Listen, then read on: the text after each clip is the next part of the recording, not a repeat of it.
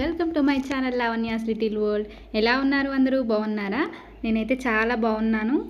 మా husband mutton తీసుకొచ్చి వండమంటే నేనేమో ఫోన్లో వేరే వాళ్ళ వంటలు చూస్తూ 8కి స్టార్ట్ చేయాల్సిన కర్రీ కాస్త 11కి స్టార్ట్ చేసిన. అది కూడా వెనకాల బ్యాక్గ్రౌండ్ మా హస్బెండ్ మ్యూజిక్ వింటూ. అదే అండి తిట్లు.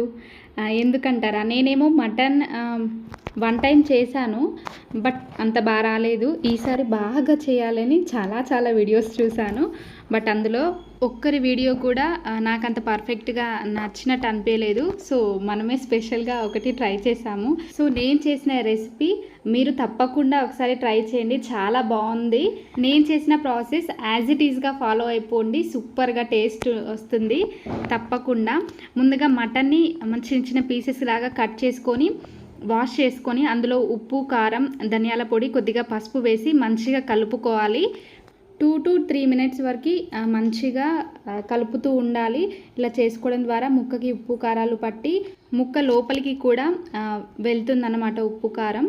వీలుంటే ఒక హాఫ్ అన్ అవర్ లేదంటే 10 to 15 మినిట్స్ వరకు ఇలా సైడ్కి పెట్టుకోండి.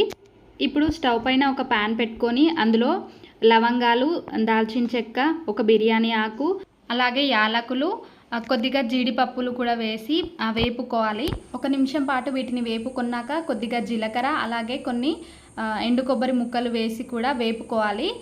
ఈ ఎండు కొబ్బరి, జీడిపప్పు వల్ల కర్రీకి థిక్నెస్ అనేది వస్తుంది. వీటిని ఒక 1/2 నిమిషం పాటు వేపుకున్న తర్వాత కొద్దిగా వెల్లుల్లి, అలాగే అల్లం ముక్కలు వేసి 1 నిమిషం పాటు వేయించుకోవాలి. ఇలా వేయించుకున్న ఇవన్నింటిని చల్లారిన తర్వాత మిక్సీ జార్లో వేసి కొద్దిగా వాటర్ వేస్తూ మెత్తని పేస్ట్ లాగా చేసుకోవాలి. ఇప్పుడు కుకింగ్ ప్రాసెస్ స్టార్ట్ చేద్దాము. ముందుగా ఒక కుక్కర్ని పెట్టుకొని అందులో ఆయిల్ వేసుకొని కొద్దిగా షాజీరా, అలాగే ఒక బిర్యానీ ఆకు వేసుకొని వేపుకోవాలి. తర్వాత సన్నగా కట్ చేసుకున్న ఉల్లిపాయ ముక్కల్ని వేసుకొని గోల్డెన్ బ్రౌన్ కలర్ వచ్చే వరకు వేపుకోవాలి. అలాగే కొత్తిమీర, పుదీనా కూడా వేసుకోవాలి. ఇవన్నీ వేగిన తర్వాత ఇప్పుడు మటన్ని మనం ఇందులోకి వేసుకొని ఒకసారి అంతా మంచిగా మిక్స్ చేసుకొని మూత పెట్టి ఒక 5 నిమిషాల పాటు కుక్ అవ్వనివ్వాలి.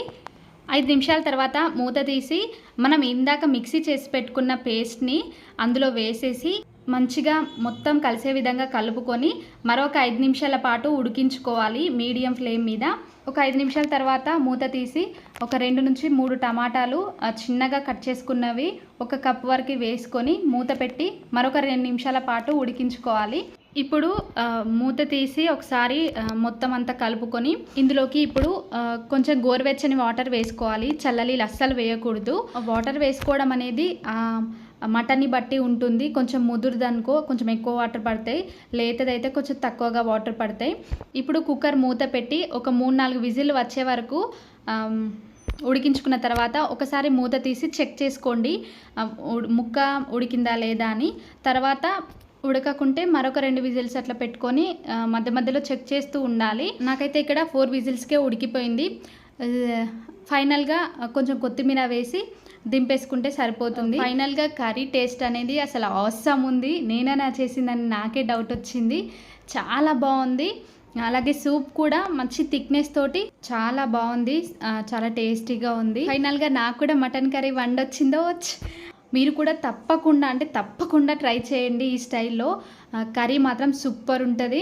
సో ఇలాంటి టేస్టీ కర్రీ మీరు ఒక్కరు తింటే బాగుండదు కదా. మీ ఫ్రెండ్స్ అండ్ ఫ్యామిలీకి కూడా షేర్ చేయండి. అలాగే వీడియోని లైక్ చేయండి, కమెంట్ చేయండి, సబ్స్క్రైబ్ చేయడం మాత్రం అస్సలు మర్చిపోకండి.